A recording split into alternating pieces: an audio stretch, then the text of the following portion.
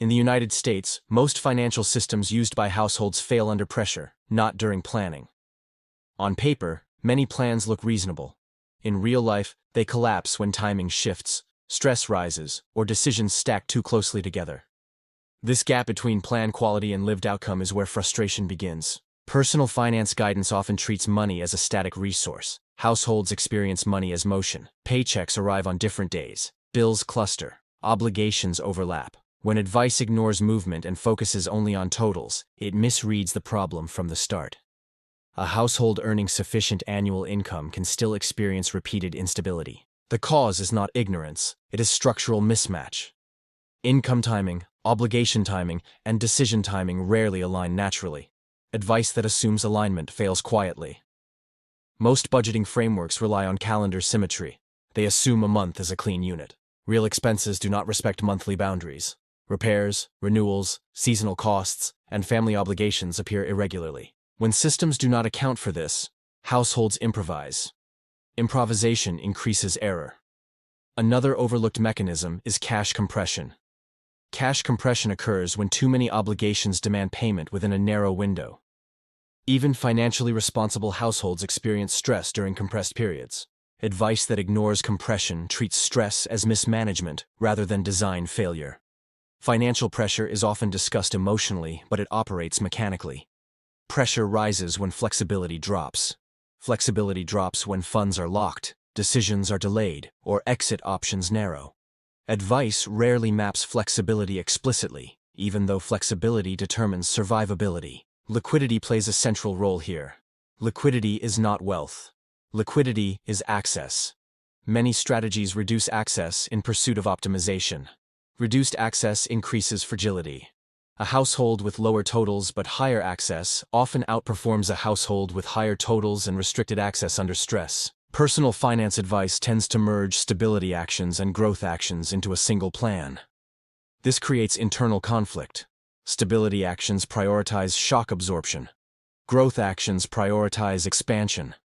Mixing them too early forces households to choose between safety and progress every month. When plans require constant trade-offs, adherence declines. This is not a motivation issue. It is a design issue. Systems that demand repeated sacrifice without relief are abandoned over time. Income analysis is another weak point. Advice often focuses on income level. Income behavior matters more. Predictability, frequency, and variance shape planning accuracy.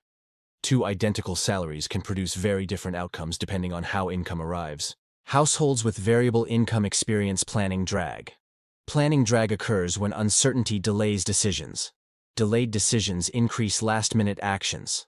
Last-minute actions increase cost. Advice that ignores variance misattributes these effects. Expense categorization also misleads.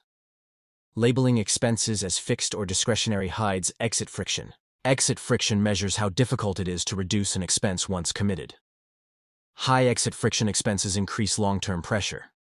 Advice that ignores exit friction encourages commitments that reduce future flexibility. Housing, transportation, and location-dependent costs dominate pressure exposure. Once entered, these costs resist adjustment. Advice that focuses on small discretionary reductions without addressing high-friction costs produces limited relief. Another failure point is behavioral load. Many strategies assume continuous attention. Track, adjust, optimize, rebalance. Attention is finite. Under stress, attention narrows. Systems that rely on constant attention fail precisely when they are most needed. Decision stacking worsens this. When multiple financial decisions are required within short periods, error probability rises.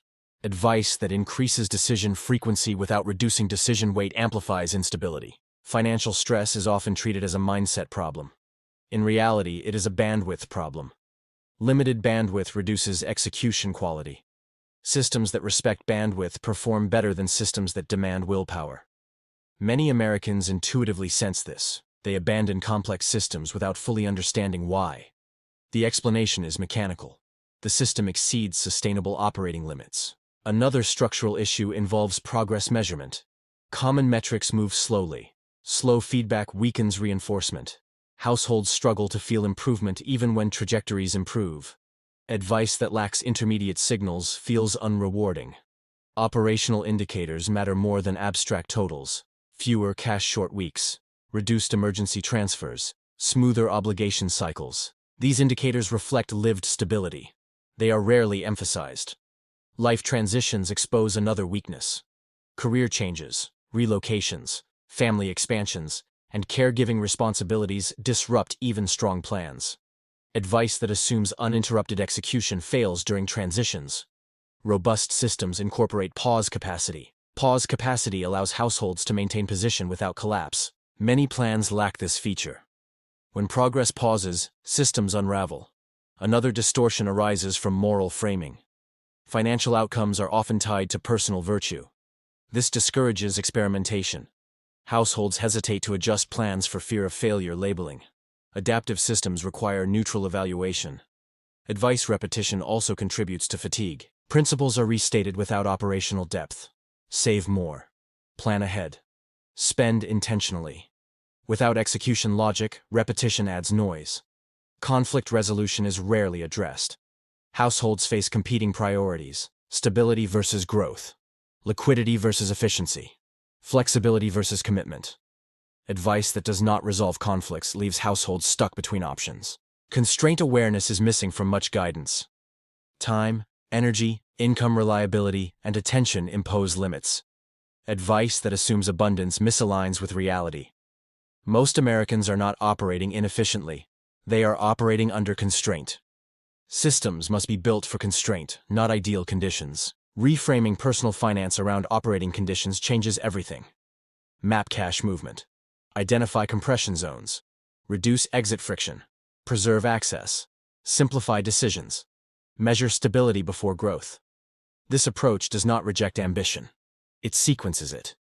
Growth becomes durable when stability is engineered first. Personal finance advice feels broken when it prioritizes optimal outcomes over resilient processes. Households need systems that continue functioning during stress, not only during calm periods.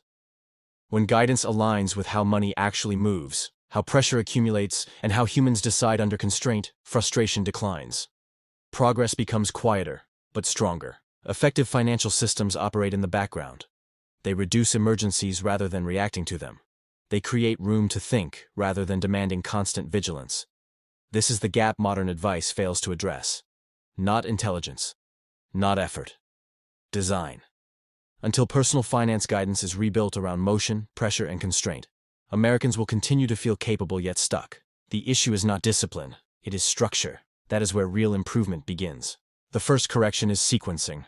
Stability must be engineered before efficiency. Many households attempt to optimize too early. Optimization without stability increases pressure sensitivity. A stable system absorbs shocks. An efficient system amplifies them if built prematurely. Stability begins with cash flow mapping, not budgeting. Mapping identifies when money enters, when obligations trigger, and where compression occurs. Compression zones reveal where stress originates. Once identified, design adjustments become possible. One adjustment is payment dispersion. Obligations clustered tightly increase failure risk. Spreading timing reduces peak pressure. This does not change totals, but it changes survivability. Advice rarely addresses this lever. Another adjustment involves minimum viable liquidity. Liquidity should be sized to cover compression zones, not abstract time periods. A household with irregular income may need higher immediate access than one with stable inflow, even at the same income level. Liquidity should not be treated as idle. It is structural reinforcement.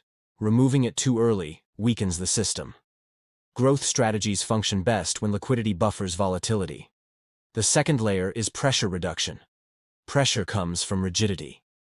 Rigidity comes from commitments with high exit friction.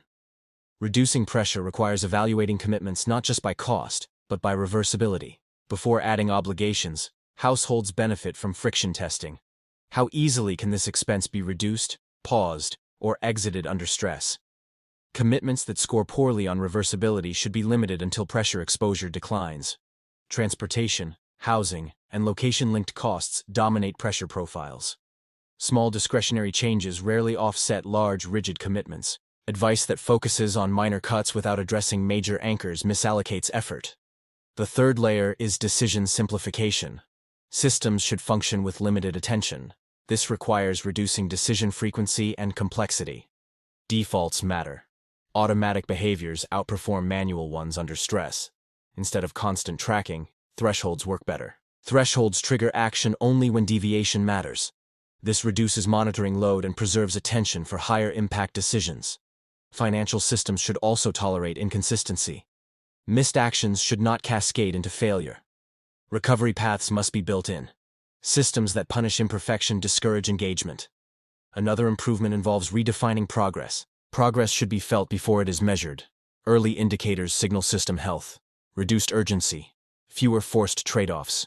Longer planning horizons. These changes reinforce behavior. Growth strategies belong in the final layer.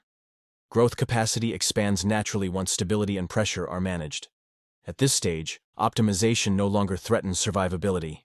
It compounds quietly. Growth should be modular. Modular growth allows scaling without system-wide risk. Concentrated growth strategies increase fragility.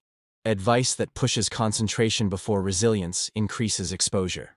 Income development fits here as well. Reliability improvements often outperform raw increases. Predictable income simplifies planning and reduces buffer requirements. Advice that treats income only as a maximization problem misses this benefit. Expense evaluation should shift from categories to roles. Each expense serves a function: shelter, mobility, flexibility, capacity. Evaluating expenses by function clarifies trade-offs. Some expenses by stability, others by optionality, others by convenience. When households understand which role each expense plays, decisions become clearer. Life transitions require special handling. During transitions, systems should prioritize preservation. Growth pauses are not failures. They are protective. Advice that demands continuity during disruption increases risk. Pause capacity is a design feature. It allows households to stop advancing without collapsing. Systems without pause capacity force liquidation under stress. Feedback loops must remain adaptive. When outcomes diverge from expectations, systems should adjust inputs, not assign blame. Neutral iteration builds skill over time. Another important element is horizon management. Short-term, mid-term, and long-term horizons should not compete. Each requires different tools. Mixing them creates tension. Short-term systems manage cash movement. Mid-term systems manage flexibility. Long-term systems manage expansion.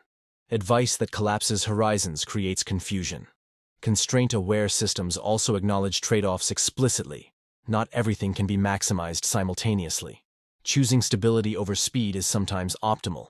Advice that avoids trade-offs feels dishonest. Regional context matters. Cost structures vary widely across the United States. Systems must adjust accordingly. Rigid benchmarks fail across regions. The most effective financial systems are boring. They reduce drama. They create space. They lower cognitive load.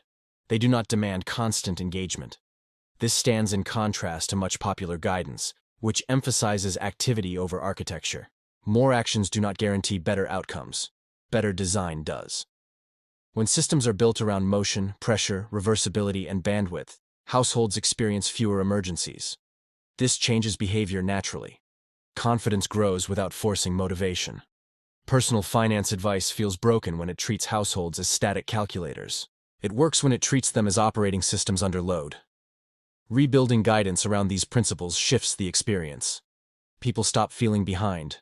They start feeling oriented. The goal is not perfection. It is durability. Durable systems survive imperfect execution. They adapt. They continue functioning when attention drops. That is the standard effective advice must meet. Not theoretical efficiency. Not idealized behavior. Real-world resilience. When guidance meets that standard, it stops feeling like advice and starts feeling like support.